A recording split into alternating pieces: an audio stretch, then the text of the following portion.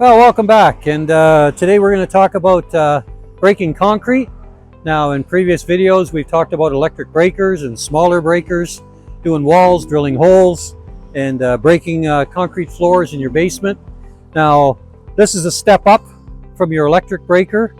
If you get into the jobs where you got some thick concrete, a foot or so, or a thick pad, maybe rebar in it, or you've got the notorious concrete front steps that are sometimes just a great big round ball of concrete, maybe bed springs even inside them. I found engine blocks to fill up the holes inside front steps.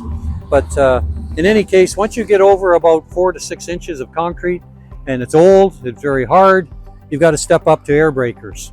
And I would certainly suggest this when you're doing breaking around the pool and you're taking out the coping or the sidewalk or whatever that's around the in-ground swimming pool.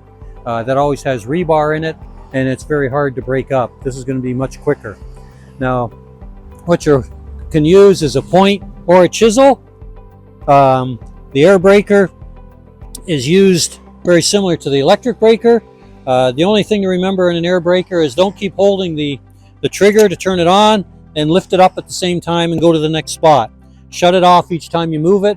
We call that dry firing. When you're trying to fire a hammer like this, it hits very hard, and some makes of air hammers, it's been known to loosen the ends off and actually push down because you're holding it up and there's no resistance. It needs resistance on these hammers. They're much heavier than the electric hammer, but then again, they're hitting much harder as well.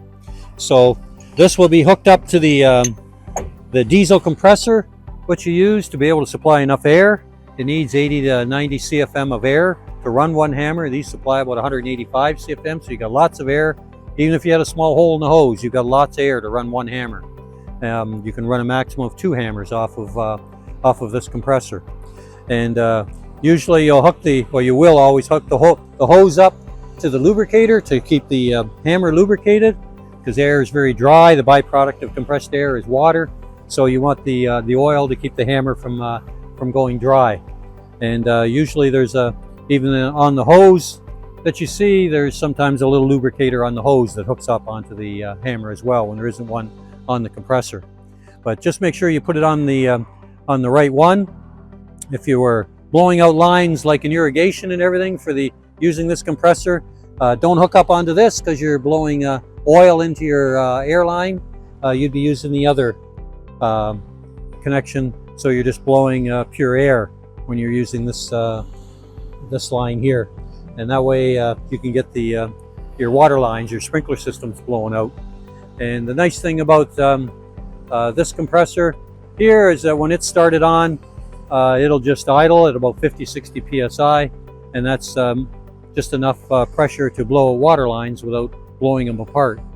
You have to push the button in, if it has it, on the compressor to get the air up high enough to run the jackhammer. So if for some reason you hook everything up and you go to use the hammer and it doesn't work, make sure you've pushed the button to increase the air pressure in the you'll see it on the gauge inside. It'll go up to about 130 or so, 135, and you'll know you got enough air pressure to use the air hammer.